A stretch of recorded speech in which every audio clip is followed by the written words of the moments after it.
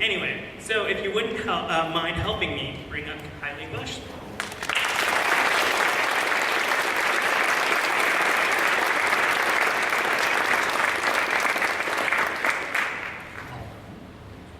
So I'm here talking about my time in the Peace Corps in Zambia. And I don't have time to tell you everything that happened the whole 2 years of my life that I was there. So I'm really just going to touch on the major things that I learned and the emotional, personal experience that I had. So when I was about 15 or 16, I was in high school and I first learned about the Peace Corps, and it sounded like everything that I could ever possibly want to do in my life. It was just the perfect thing, and I knew whatever else I did, I was going to be a Peace Corps volunteer. And so I stayed in college, despite the fact that I hated it and I didn't want to graduate, but I knew I had to do Peace Corps. And in 2012, I enlisted. I went to Zambia. I taught math and English in rural Zambia in the Lundazi district, grades 4, 5, and 6.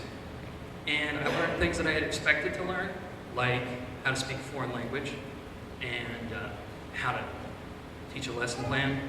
And I learned things that I hadn't expected to learn, like how to hitchhike and how to tell when someone's lying to you, which it turns out is a pretty important skill in rural Zambia. They say it's the toughest job you'll ever love, and it is, but not for the reasons you might expect. I did live in a mud hut. It was pretty small. I didn't have electricity or running water. I fetched my water from the village well. I bathed out of a bucket. I had a thatch roof, no air conditioning or anything. It was hot all the time. But none of that was really very difficult. I adjusted after about a month, and it just became normal. What was difficult was the isolation. What was difficult was the loneliness.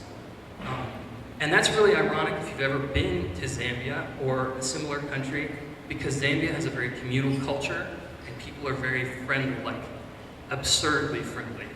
It's unthinkable that a person would ever do anything alone.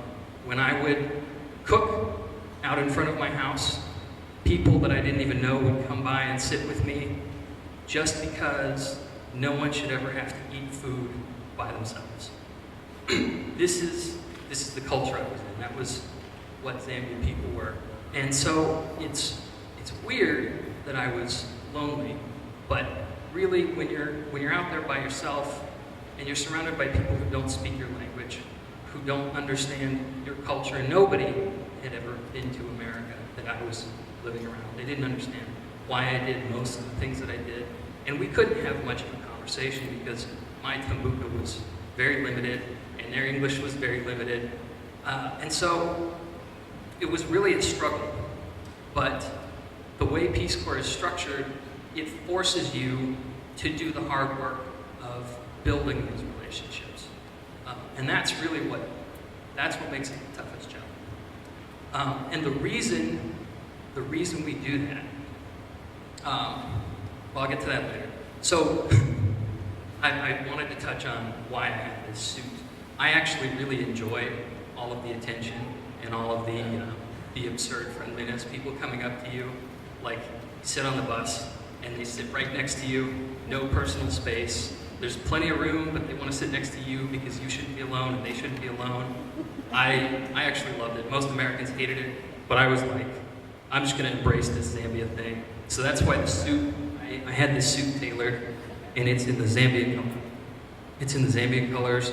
Green, which is for natural resources, the abundant farmland of, as you can imagine, a rural African country. Orange is for the mineral wealth. Zambia is one of the largest producers of copper in the world. Red is for the struggle for independence. And black is for the people. Black represents the people of Zambia. So, right, the reason we go to all that trouble to develop those personal relationships in the Peace Corps is because that is the only way to accomplish real development. What I found was people would, where am I? What I found was in development work, you cannot give people what they need until you know what they need. And they won't tell you until they trust you, until you're like a part of their family. So this is where I learned the skill of how to know when you're being lied to, because what we would do is we would go out and we would ask people, what do you want? What do you need? What can I do for you? And they would tell you whatever you want to hear. They would say, yes. Do I want that? Yes. Do I want that? Yes. Whatever you're giving, I want it. Whatever you're doing, I want it. Not because I need it. And this is what it took me a long time to understand. What they were saying was, I don't trust you enough to tell you what I really need. So, because I like you, and I want to maintain the relationship, I'm going to tell you whatever I think you want to hear. And in these cultures, truth is conveyed through body language, truth is conveyed through social context, truth is not conveyed through words. So a lot of Americans who play in Zambia just lie to us all the time. They never tell us what they need. And they're telling you, but they're not telling you with their words. They're telling you with what they do, and with how they look at you and how they behave. So I guess what I'm saying is, it takes a long time to build that kind of trust, to gain that kind of connection to a community where you really understand what they need. And what I realized was, only Zambians can really be effective at creating the kind of change that Zambia needs.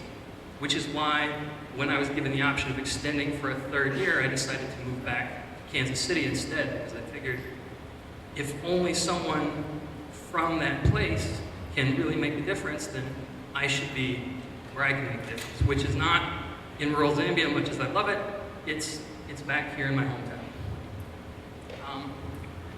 So the greatest thing I learned is really that a lot of life comes down to the power of trust, power of community, and the power of those deep personal connections.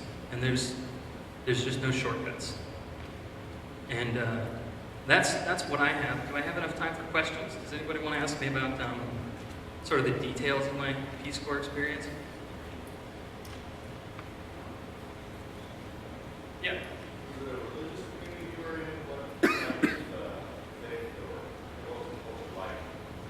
So that's a very good question. The religious culture in Zambia, and I hear that it's like this in a lot of Africa, the crass saying is that it's an inch deep and a mile wide.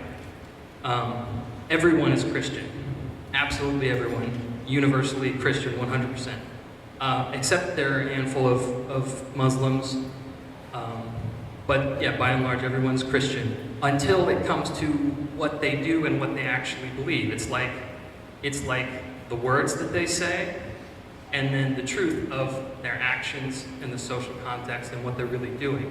And the words are Christian, but the actions are deeply rooted in the earliest traditions of ancestor worship and animism and ritual and what you might call witchcraft, but it's not really witchcraft, it's just sort of, it's like voodoo. It's like where you use charms and things to manipulate faith. But that's the religious community that I was in. Did you have a question? Very similar to that. Yeah. What kind of economy? So they're a little bit more socialist than we are. Zambians are very comfortable with an authoritarian government. They have a very top-down hierarchy, and so they're pretty comfortable with sort of a big government that controls everything.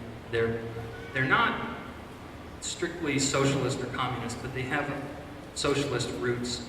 The basis of their economy is farming. Most people, that's what they do, they're farmers.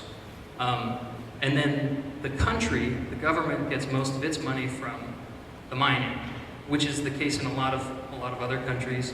There's a lot of natural resources kind of in pockets, and the government gets most of that money, and most of the people never see that money because it's not coming out of their pocket in the form of taxes. So they don't necessarily realize that, the depending on how corrupt the government is, they may be keeping a lot of that money. And in Zambia, I don't think that's the case.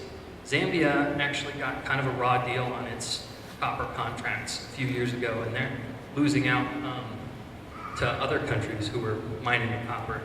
But yeah, that's where their money comes from. Mining, which is mostly copper and gemstones, and farming. They grow mostly corn, soybeans, cotton, and they export some of that.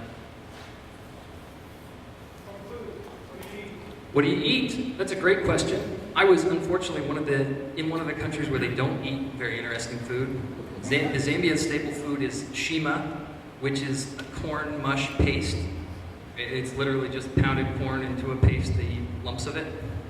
And then they eat that with boiled leaves. So there are no spices. If you're lucky, they use a little bit of cooking oil and a little bit of salt. That was, like on a special day, maybe Sunday dinner, you'd have leaves with oil and salt as opposed to just boiled leaves with water. The jacket doesn't actually fit me because I lost probably 30 pounds while I was over there. But yeah, it's really simple food. Back to the economy. Sure. Are all of these mines owned by the government or To my knowledge, the mines are jointly owned by the government and private companies, European companies and American companies. They do extract a large amount of money. The government does extract a large amount of money from the mines that they use to fund most of what they do in the country.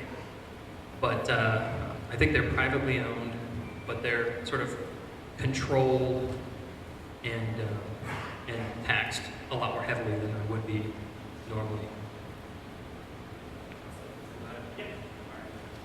Thank you.